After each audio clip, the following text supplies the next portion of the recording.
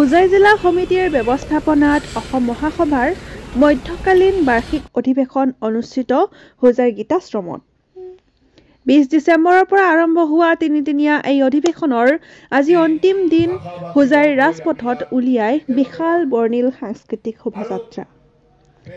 শোভাযাত্ৰাৰ শুভাৰম্ভ কৰে হোজাই জিলা আয়ুক্ত বিদ্যুৎ বিকাশ ভাগৱতী। গীতাশ্ৰমৰ পৰা আৰম্ভ কৰি হোজাইৰ ৰাজপথত ওলোৱা হয় এই শোভাযাত্ৰা।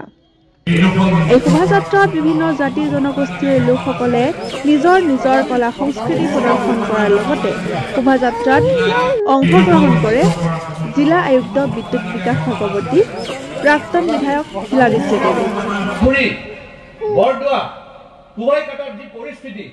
তাতে সত্ৰাধিকাৰে কৈছে যে আমি ৰাতিপুৱা আহো আৰু গধূলি গুচি যাব লাগে। দাদা নিশ্চয় মনত আছে আপোনাৰ 2010 চনৰ কথা। আলি পুখুৰীৰ সত্ৰাধিকাৰে আমাক কৈ আছে আমি ৰাতিপুৱা সত্ৰলৈ আহো আৰু গধূলি আকৌ ঘূৰি যাওঁ, নহলে হত্যা হৈ যাব পাৰে। এয়া পৰিস্থিতি হ'ব পাৰেনে? গুৰুজনাৰ জন্মস্থানত এয়া পৰিস্থিতি হলে গোটেই অসমত কি পৰিস্থিতি হৈ আছে আপুনি ভাবি ল'ব পাৰে। কেইদিনমান আগতে মইনবাৰী সত্ৰত গৈছিলো। মইনবাৰী সত্ৰত গৈ গম পালো যে তেওঁলোকে কয় যে নদীত গুচি গ'ল। নদীত যদি গুচি গ'ল আকৌ কিয় বনাব নোৱাৰিলে তাতে? কাৰণ তাতে এতিয়া আৰু অসমীয়া মানুহ নাই। তাতে আপুনি মেখেলা পিন্ধি পেলাই আপুনি বাইদেউক নাপায়, আপুনি ধুতি পিন্ধাই পেলাই আপুনি দাদাক নাপায়। তাতে এতিয়া লুংগি টুপিৰ ৰাজত্ব। সেইকাৰণে মইনবাৰী সত্ৰ এতিয়া আপোনাৰ মইনবাৰী ঠাইৰ পৰা আনি পেলাই এতিয়া সৰ্বগড়ৰ ওচৰত তেওঁলোকে বনাবলগীয়া হ'ল।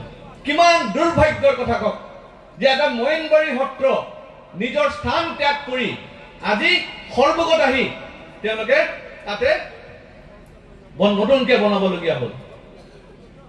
সেইকাৰণে আমি জাগ্ৰত হ'ব লাগিব। আমি যেতিয়া ভাগৱত পাঠ কৰো বা গীতা পাঠ কৰো, ভাগৱত গীতা, গীতাটো কিহৰ কাৰণে হ'ল? কুৰুক্ষেত্ৰৰ যুদ্ধ কিহৰ কাৰণে? আজি আমাৰ হাতত নাই। বিভিন্নজনে সেই মাটি এনেধৰণে অনাধিকাৰ দখল কৰিছে যে তাৰ পৰা উদ্ধাৰ কৰা এক ডাঙৰ চিন্তা হৈ পৰিছে।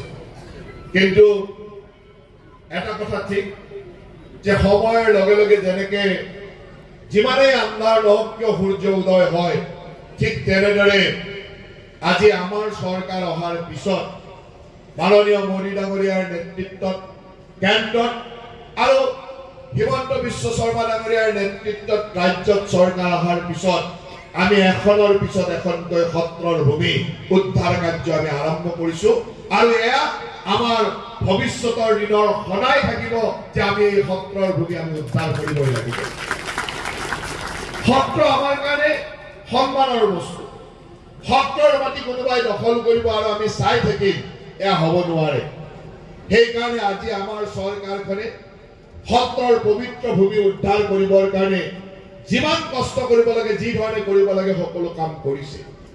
প্ৰয়োজন সাপেক্ষে কৰবাত যদি কোনোবা মানুহে মাটি দখল কৰি কৰবাত ম্যাদীও কৰি লৈছে, সেই মাটিও আমি উদ্ধাৰ কৰিবৰ কাৰণে প্ৰয়োজন সাপেক্ষে আমি টকা পইচা দিবলৈ সেই মাটি লোৱাৰ চেষ্টা কৰিছো, যাতে আমাৰ সত্ৰৰ সংস্কৃতিসমূহ সত্ৰৰ মাটি সদায় সত্ৰৰ ধাৰণত থাকিব পাৰে।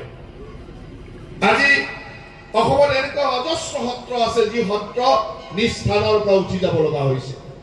সত্ৰত এনেকুৱা অজস্ৰ ঘটনা আছে, সেয়া আলিয়াবেঙি সত্ৰৰ পৰা একেবাৰে মইনবাৰী সত্ৰলৈকে অজস্ৰ ঘটনা আছে, যিবিলাক ঘটনাই শুনিলে হয়তো আপোনালোক সকলোৰে গাৰ নোম থিয় হৈ যাব। আৰু আমি সেই কথাবিলাক জানিও কেতিয়াবা আমি নিতাপ। সংহতি এটা বেলেগ বস্তু, কিন্তু সংস্কৃতি যদি সংস্কৃতিক আঘাত কৰে তাত সংহতি হ'ব নোৱাৰে। সনাতন আমাৰ সংস্কৃতি, সত্ৰ আমাৰ সংস্কৃতি, সত্ৰ আমাৰ গৌৰৱ। সত্ৰক আক্ৰমণ কৰিব সি যিয়েই নহওক কিয় তাত সংহতিৰ কথা আহিব নোৱাৰে। আমি তাৰ বিপক্ষে থিয় দিবই লাগিব আৰু আমাৰ দায়িত্ব হৈ পৰে যে এই সংস্কৃতি আমি ৰক্ষা কৰিব লাগিব।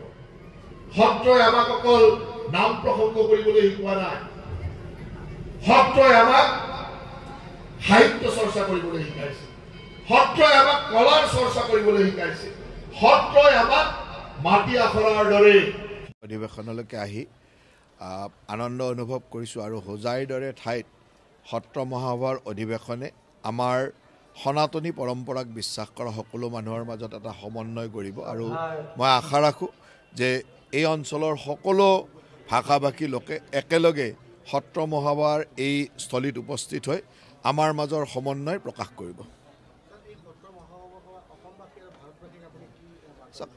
সত্ৰ মহাসভা অসমৰ এটা জাতীয় অনুষ্ঠান আৰু এই জাতীয় অনুষ্ঠানে বিগত দিনসমূহতো আমাৰ যি সনাতনী পৰম্পৰাৰ আমাৰ মহাপুৰুষ শংকৰদেৱৰ যি ব্যৱস্থা আছিল সত্ৰৰ ব্যৱস্থা ইয়াক যথেষ্ট পৰিমাণে আগবঢ়াই লৈ গৈ আছে আৰু অসমৰ সকলো সত্ৰক সকলো দিশতে আগবঢ়াই নিয়াৰ কাম কৰিছে আৰু একলগ কৰি ধৰি ৰখাৰ চেষ্টা কৰিছে। গতিকে ইয়াৰ পৰা ৰাইজৰ অসমৰ অন্তত মহাপুৰুষা সংস্কৃতিক বিশ্বাস কৰা ৰাইজৰ যথেষ্ট আশা আছে আৰু মই সেই আশাটোৱে সদায় আমি ৰাখি আছোঁ আৰু সেইধৰণে কাম কৰি গৈ আছোঁ। কি ক'ব আজি এই মহাসভাৰ পৰা? মোৰ আজি পৰম সৌভাগ্য আজিৰ পৰা যিসকল ব্যক্তি পালোঁ অসম সত্ৰ মহাসভাৰ মই আগতে শিৱসাগৰত আছোঁ কিন্তু বেছিকৈ লাভৱান হ'লোঁ মই কালি এইগৰাকীমান এনে ব্যক্তিৰ সান্নিধ্য লাভ কৰিলোঁ। এনে কিছু ব্যক্তিৰ সান্নিধ্যত মই কাৰণ প্ৰত্যেক জনগোষ্ঠী নিজৰ জীৱনটোকে অকণমান ধন্য বুলি মই অনুভৱ কৰিছোঁ। ইতিমধ্যে মই সেই কথা ব্যক্ত মাৰোৱাৰী বিহাৰী বহু নজনা কথা জানিছোঁ। আপোনাৰ ডিমাচা কাৰ্বি আপোনাৰ এটাই মাত্ৰ মোৰ অনুৰোধ অসম সত্ৰ মহাসভাৰ এই মঞ্চৰ যোগেদি ডিমাচা আৰু আপোনাৰ কি বুলি কয় বড়ো সম্প্ৰতি আছে ইয়াত অসমৰ আমি বিশেষকৈ যে অলপ দিন আগতে আমাৰ ডক্টৰ হিমন্ত সাহিত্য সাংস্কৃতিক মুখ্যমন্ত্ৰী ডাঙৰীয়া বা যিয়েই নকওঁ এই ক্ষেত্ৰত এইখনৰ অৱস্থা বেয়াৰ ফালে ভাল খাইছে। নতুনকৈ নামাকৰণ যি কৰা হ'ল সেই ভাওনা সংস্কৃতিয়ে কওক আৰু সেয়া শংকৰদেৱৰ প্ৰতিটো কৃষ্টি সংস্কৃতিয়ে কওক আদৰ্শ যি সেয়া আমাৰ ভাষাই কথাই কওক বাণী লৈ পেলাই যিটো সময়ত আমি প্ৰতিদিনে ৰাতিপুৱা পৰা গধূলিলৈকে আমি আমাৰ ভাষাটোক প্ৰয়াস কৰি আহিছোঁ। আমি সকলোৱে মিলি যেনেকৈ আমি প্ৰতিজন ব্যক্তি আজিকালি আমাৰ ল'ৰা ছোৱালীক BA পঢ়াবলৈ এৰিলোঁ আমি BA পঢ়াবলৈ আমি কৰিবলৈ কওঁ আৰু আমি জানো আমি পঢ়িবলৈ নকওঁ। এটা সময়ত ৰাজনৈতিক আমি কথা কওঁ অজস্ৰ উদাহৰণ আছে মই শেষ কৰিব নোৱাৰোঁ যিহেতু এখন মঞ্চত মই দুষ্কৃতি মানুহসকলে চেষ্টা কৰিছিল যে আমাৰ অসম শংকৰ মাধৱৰ ভূমি এই শংকৰ মাধৱৰ ভূমিক তেওঁলোকে শংকৰ ৰাজনৰ ভূমি তেওঁলোকে বনাব চেষ্টা কৰিছিল কিন্তু এইখিনি আমি হ'ব দিয়া নাই। আজি আপোনালোকে দেখা পাইছে যে আমাৰ ইয়াতে যি গোটেই প্ৰেক্ষাগৃহত নামকৰণ কৰিছে শংকৰ মাধৱৰ প্ৰেক্ষাগৃহ আৰু শ্ৰীকৃষ্ণ আমাৰ শংকৰদেৱ আমাৰ মাধৱদেৱ আৰু আমি ক'ব বিচাৰিছোঁ শংকৰদেৱ শ্ৰী চৈতন্যদেৱ আপোনাৰ গুৰু নানক দেৱ শ্ৰী শ্ৰী অনুকূল ঠাকুৰদেৱ ৰাম ঠাকুৰদেৱ আপোনাৰ ৰামকৃষ্ণ পৰমহংসদেৱ স্বামী বিবেকানন্দ তেওঁলোকে সকলোৱে কি কাম কৰিছিলে ধৰ্মক শক্তিশালী কৰাৰ কাৰণে একজোট কৰাৰ কাৰণে তেওঁলোকে কাম কৰিছে।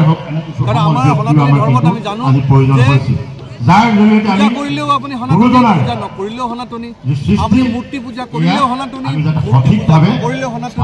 সেইকাৰণে মানে এই মেছেজটো খুব ক্লিয়াৰ যে আমি ভাষাভাষীৰ কথা নাই আৰু এটা বিতৰ্কিত কথা কওঁ এইকাৰণে কৈছোঁ মই সভা পাই আজি আহ্বান জনাইছোঁ মানুহসকলে একত্ৰিত হৈ আমি যদি কাম কৰোঁ আমাৰ অসম শক্তিশালী হ'ব। গুৰুজনাৰ নামঘৰ বুলি নকয় এই শ্ৰীমন্ত শংকৰৰ বাণীৰে আমি সকলোৱে জানো যে শ্ৰীমন্ত শংকৰদেৱ লিখনিটো তেওঁৰ যিমান বাণী আছে তাতে ভাৰতৰ উল্লেখ বেছি কৰিছে অসমৰ উল্লেখ এবাৰ কৰিছে কিন্তু ভাৰতৰ উল্লেখ বহুবাৰ সেইকাৰণে আমি ভাৰতীয় হিচাপে আমি একজোট হৈ সনাতনী ধৰ্ম সেই আদৰ্শ লৈ পেলাই আমাৰ এই